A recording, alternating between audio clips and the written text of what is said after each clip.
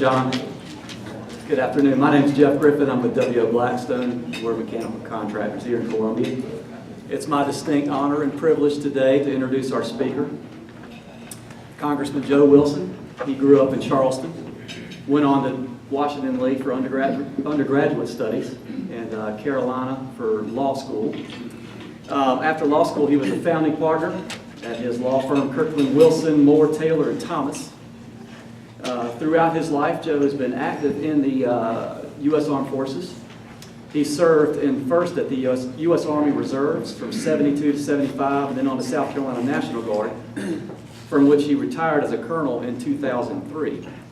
Joe served 17 years in the South Carolina Senate, with perfect attendance, by the way, before his election to the U.S. House of Representatives in 2001. He represents the 2nd Congressional District, of which I am. I'm 29206, Congressman. Good zip code. Yeah, he currently serves on several committees, including the House Armed Services Committee. Joe and his wife, Roxanne, have 4 sons. All 4 have served in the armed forces, and 2 of them are here today. Most importantly to Joe, they've provided him with 7 grandchildren. Additionally, I have it from a reliable source that the congressman is a fanatic yard worker. He will work in his yard for hours on end, even pulling his truck into the yard to work after dark, shining the lights on his area working. He has also cultivated the entire side of a mountain in his mountain house, and the neighbors have now asked him to continue to work on their side of it because he's so good at it.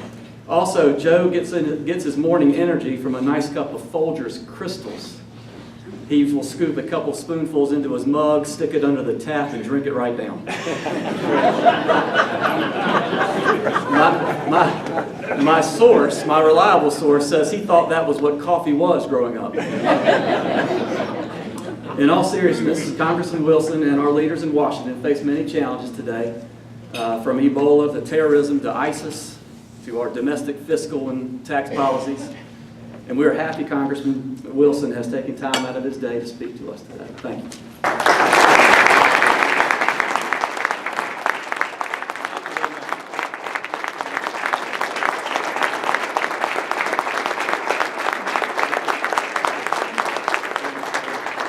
And fellow Rotarians, what a special day to be here with Jim Levinas.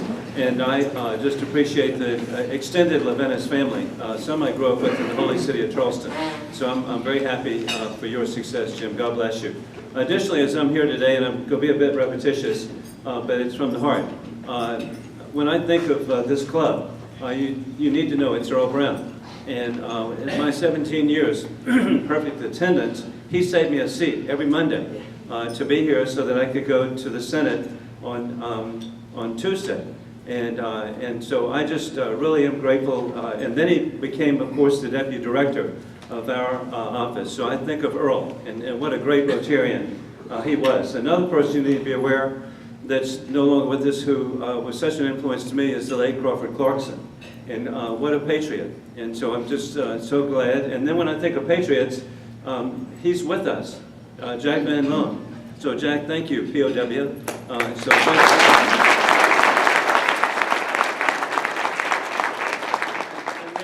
Was so crude to point out, I'd like to go to every table, right? But I do have to point out, this is a special year for the Wilson family in that Rusty DePass has been a friend for 60 years. We both showed up together at Camp Carolina Brevard 60 years ago this year. Now I was from Charleston, he was from Rock Hill. We didn't even speak the same language. But he's become Uncle Rusty to our 4 sons. And so I'm so grateful that he's here. And let's look out too, I have to thank former staff people who are here. Walt Carton, Glenn Koch. Glenn was a staff member, but actually I was his driver. I would pick him up at Brooklyn Casey High School to get him to work.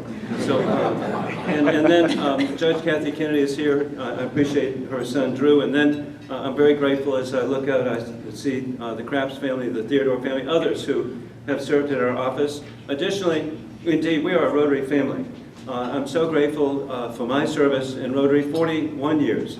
And then I'm grateful that our son Alan is a member of West Metro. I'm very grateful that Julian is a member of 5 Points, and then somebody needs to communicate with number 4 son, Hunter. He got back last year. We're so grateful. His service with the Army National Guard, 122nd Engineers in Afghanistan, but he has completed his advanced degrees in engineering, and so, and just got back this week, Mr. President White, from his training at the University of Minnesota. And so I'm very, very grateful that he's back, and so, and he brought it up to me yesterday. Dad, I need to look into Rotary, see how smart he is. So I'm proud of him. And then we're a Rotary office. I'm very grateful that Butch Wallace, who's here as a former membership director for District 7770, and also Rotary President, Milton Moore's aware of this. Then my former Chief of Staff, Eric Dill, was one of the founders of the Capitol Hill Rotary Club. Sarah Ballou, who's in our Aiken office, is a member of the Aiken Rotary, and Ted Felder, who was in our office, was a very active member of Rotary when we represented Beaufort. But now, as Jim Hudson knows, the district lines have contracted, and so it's a very compact district that I represent all of Aiken, all of Barnwell, all of Lexington, 29206, and the Fort Jackson of Richland County and Western Orangeburg. So indeed, Rotary is important in every way. Another thing, and again repetitious, but it's from the heart. You were instrumental, Leo, in helping us, or me, help extend Rotary clubs to Bulgaria. I was an election observer in June 1990, and I took information on how to start a Rotary club, and when I got there, I found out that they couldn't wait because Rotary had been very important in Bulgaria in the 1930s. But when the fascists came to power, they did not meet. When the communists came to power, their membership was decimated. And so I was able to take information on how to start Rotary. It was to re-begin. And now Rotary is vibrant across Bulgaria. In fact, the records of the Sofia Club were found 50 miles outside of town, buried under the hope and dream that one day Rotary would return, and it has. And I need, obviously, to work harder, but I am also the contact for Rotary clubs of Russia. And so when Russian Rotarians come to Washington, they can come by our office, and I'm just so hopeful that we can promote positive change in that country. And also in Washington, I'm very grateful to work in promoting Polio Plus, the most successful public health program ever in the world. And then I'm so hopeful about the potable water issues that are being addressed, and however I can work with RI, I do. So y'all please call on me. Today, what I was hoping to do is, at the beginning of the year, I have an agenda that I announced. Amazingly enough, I'm happy to point out that I've actually worked on the agenda. And so at the end of the legislative year, I'd like to tell you a couple of things that I've done, because to me it's very, very important that I follow through on the commitments that I've made. First of all, I am very concerned about our economy and jobs and families. Forbes magazine has indicated that the effective unemployment rate is 11.8%. We have, sadly, a record number of persons who have no longer looked for work. The labor participation rate has been reduced to 62.5%. That's the lowest participation rate in 38 years. A consequence of this, when I worked in the state senate, we worked for welfare reform, and our intent was to help people be independent, to have fulfilling lives. And a way we judged that were the number of people who were receiving food stamps, and we were successful in the late 1990s, having positive change, and it was very uplifting to me to see positive change and people have fulfilling lives. But in the last 6 years, there are 14 million more people on food stamps. That's a 45% increase. That could not be considered, from my perspective, uplifting to the people of our country. And so I want to, in a positive way, work for legislative change. And in the House, we have voted we've passed 46 different bills that have passed the House of Representatives. They're held up in the U.S. Senate. Yvette is going to be working hard with Senator Lindsey Graham to get the bills through. She didn't give up, and I appreciate that. But we've really had a roadblock in the U.S. Senate that, to me, is just truly inexcusable because we've got families hurting, as we know. And I run into it every day. As I'm at the grocery store, my wife is still, and Roxanne sends her greetings, but it's just so sad. The bag boy that we really work with has been at our particular store for 30 years. But because of Obamacare, his hours have been cut back. His whole life was really focused on being a bag boy.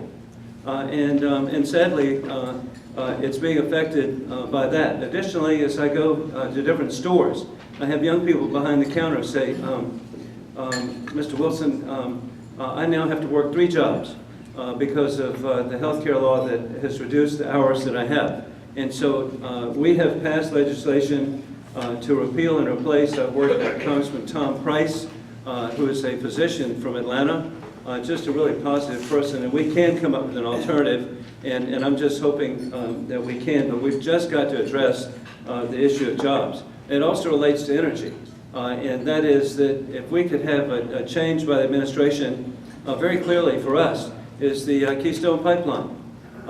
There's the most environmentally sound way to transport fuel is by pipeline. Well, that helps us in South Carolina. And because I've been to Fort McMurray, Alberta, Canada, the tires that are used up there in the oil sand recovery, tar sand recovery, are made by Michelin of Lexington, South Carolina. And these are very nice tires. Judge Anderson's seen them on the interstate. And they're 12 feet high. You've seen them yourselves. You can get 3 on the back of the truck, okay? They also have a good price, $60,000 each.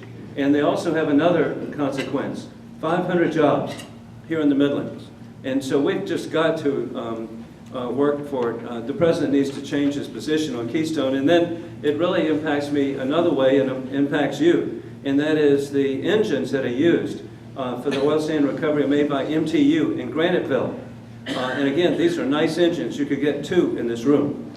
And 300 people work to build these engines. And then it comes to transportation. It's been said by the president, these are temporary jobs. That's not accurate. These are permanent jobs, plus in terms of where it would be transported, would be refined in Houston, Texas, and then as you go along I-20, as you're approaching Augusta on the right, in North Augusta in the district I represent, are terminals. That's where the oil pipeline is one of the final terminals, which comes directly, amazingly enough, from Fort McMurray, Alberta, Canada. So I'm just hopeful the president will change position on that. Proceeding ahead, I represent the Savannah River site. We have had a successful year.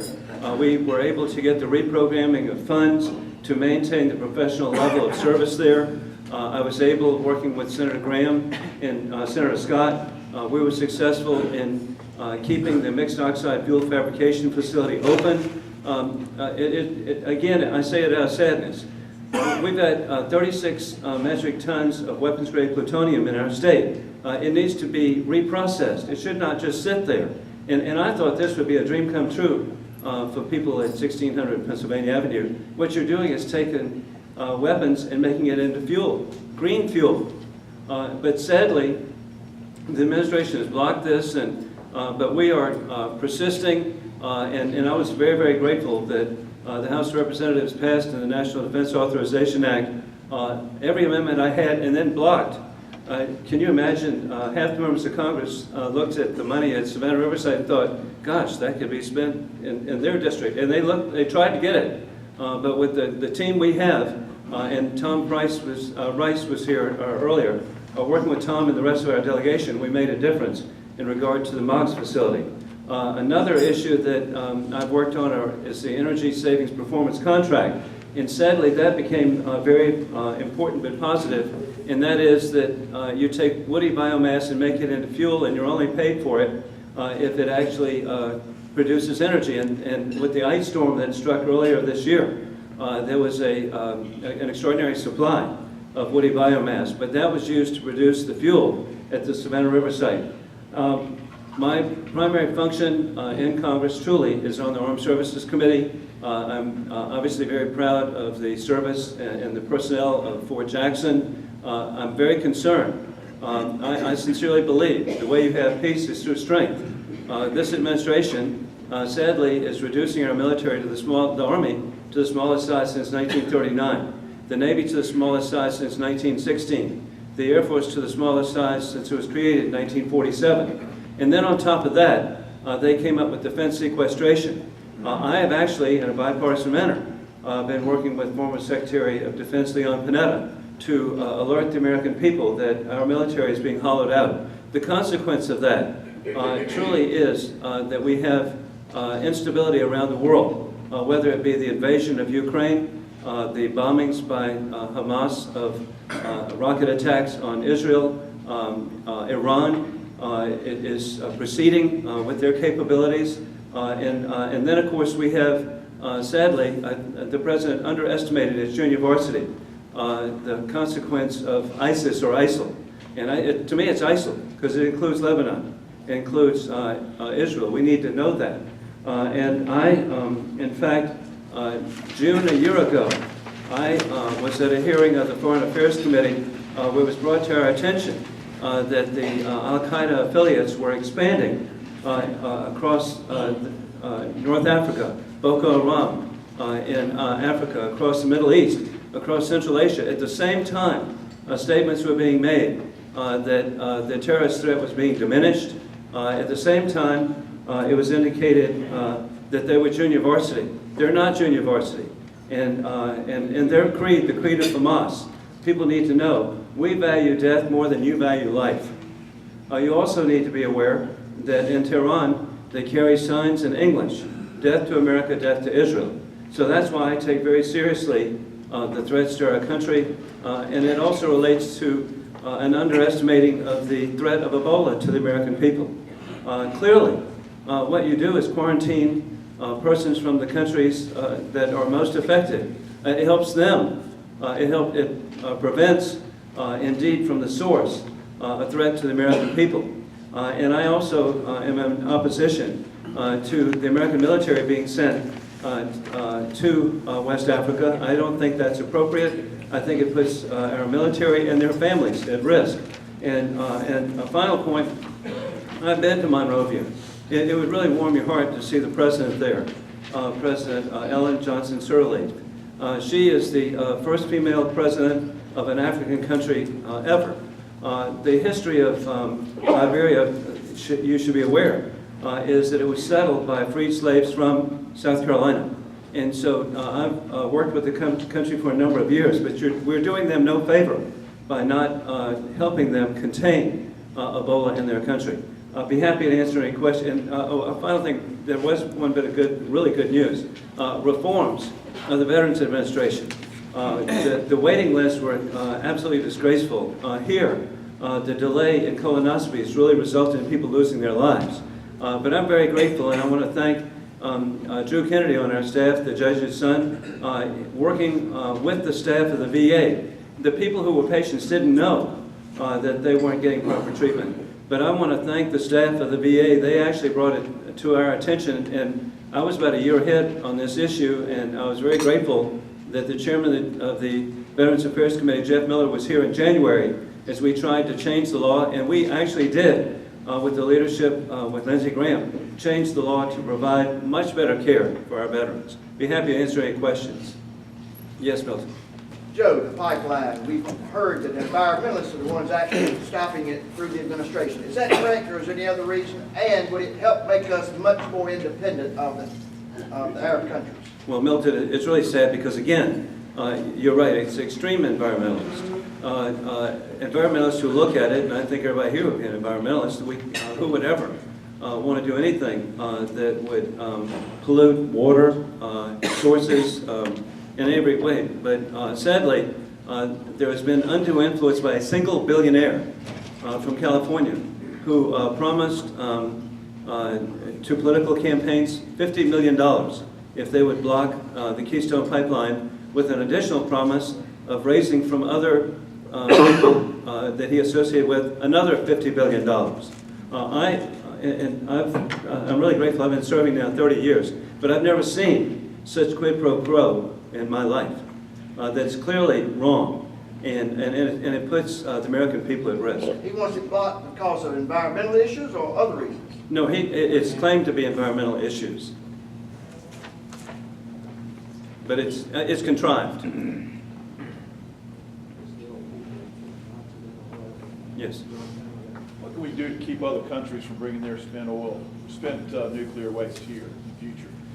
Well, the first thing is that any agreements that we have need to be fully enforced, and this is actually the warheads for the Mox facility are U.S. Now, there is a proposal to bring warheads from Germany,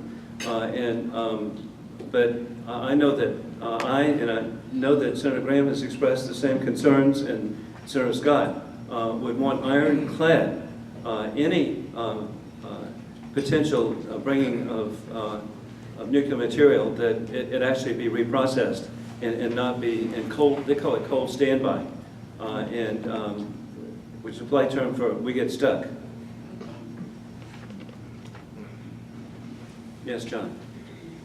Joe, one thing I haven't heard you mention a lot about, and that's the concern of immigration now because of Ebola and ISIL and all that other junk that's going on.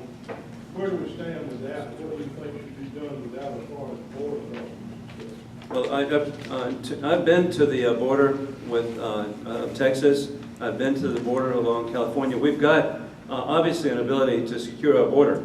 It's so obvious that that should be done in light of potential chemical, biological, nuclear capability of our enemy, people who've sworn our death, that we should secure the southern border. I was so concerned when as we all saw, that there were human smugglers bringing 4-year-olds across the border from the southern border.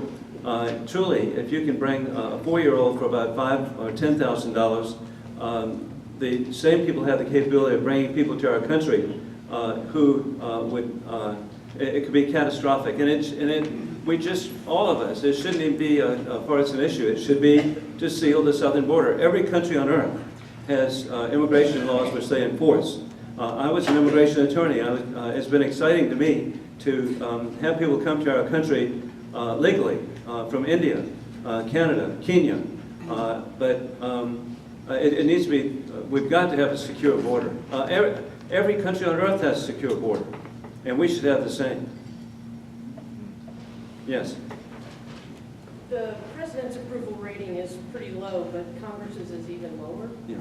What are the odds after the midterm election that any bipartisan work can be done on Ebola and ISIL, or do we have to wait till 2016? Actually, hope springs eternal. Okay, there was a real reason I concluded on the VA reforms.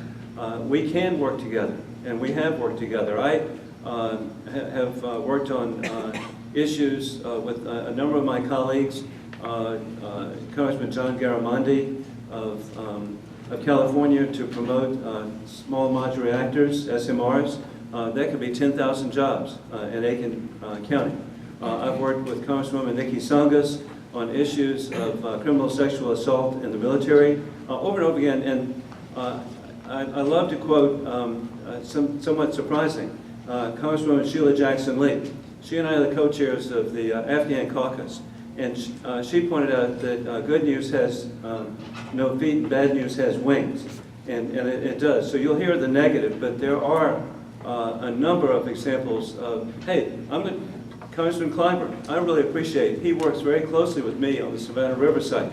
And he's always been there on every issue that's come up to promote the site and to promote the environmental cleanup at the site and the missions on the site. But I just fully understand that what I just told you is dull.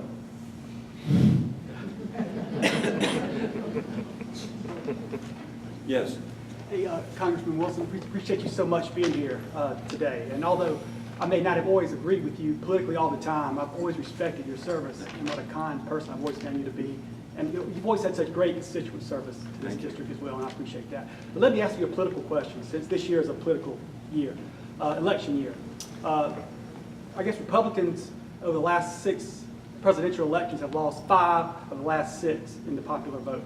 So what do you think Republicans have to do in the next election coming up and in the future to be relevant nationally? Because you hear in the national press about severe demographic structural problems that might face the Republican Party. Well, first of all, I feel like, and I have to go back, 2 years ago, I thought that right to the last minute, the Governor Romney was going to win. And so I don't see it as hopeless and just a good, positive candidate. It grieves me when I think of the Senate Majority Leader defaming Governor Romney on the Senate floor. They're just outrageous charges being made. And instead of he being reprimanded for outrageous charges, unsubstantiated, they were picked up by the American people. But I got my start in this as a teenage volunteer, where the political party I'm in, there were no elected officials at all, and so I'm always Hope Springs eternal.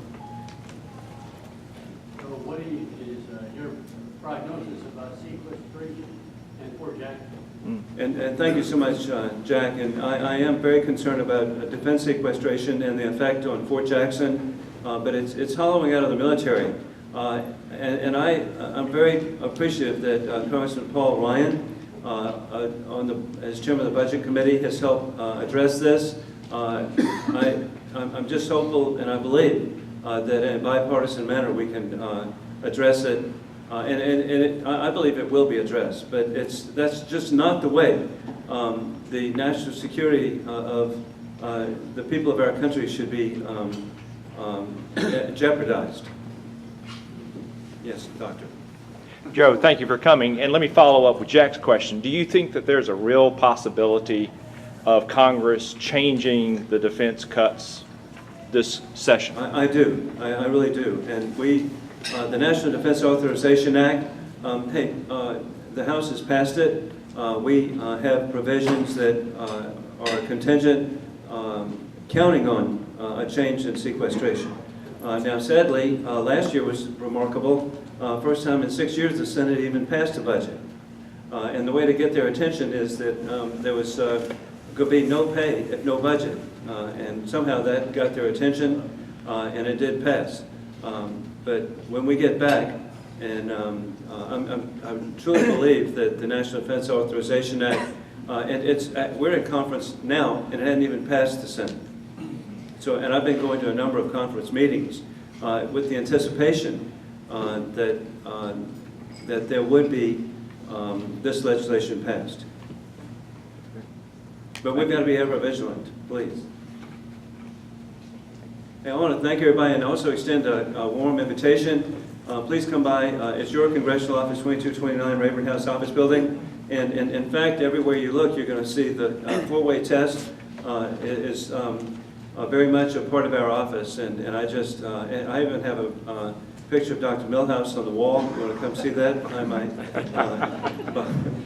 my desk? He has a very famous cousin that y'all have heard of, Richard Milhouse Nixon. So, but hey, I'm just again grateful to be serving, and would love for y'all to come by and bring your families. I just, as I look out, I see so many people who make a difference. And I could go from table to table. This is fun. But I also take very seriously counsel and advice from anybody here. Thank you. God bless you.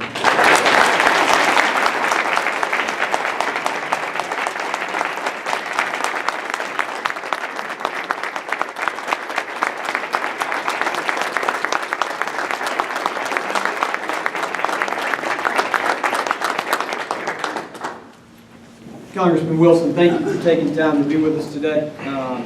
You're a leader that walks the walk, and that's evident in what your sons have done, following your footsteps, not only serving the community but the country as well. Thank you very much.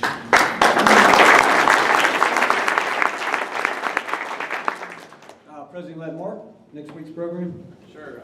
Next week we'll hear from Dr. Naif Samhat. You might not know that name. He's the 11th president of Wofford College. So that'll be a great program next week. If anyone knows members of the Wofford Mafia, please invite them and bring them strong next week. Quick reminder, right after the meeting, past presidents, current board members, and any current committee chair. It'll take less than 5 minutes over here. Rusty is going to lead us in beautiful for spacious step. Best wishes.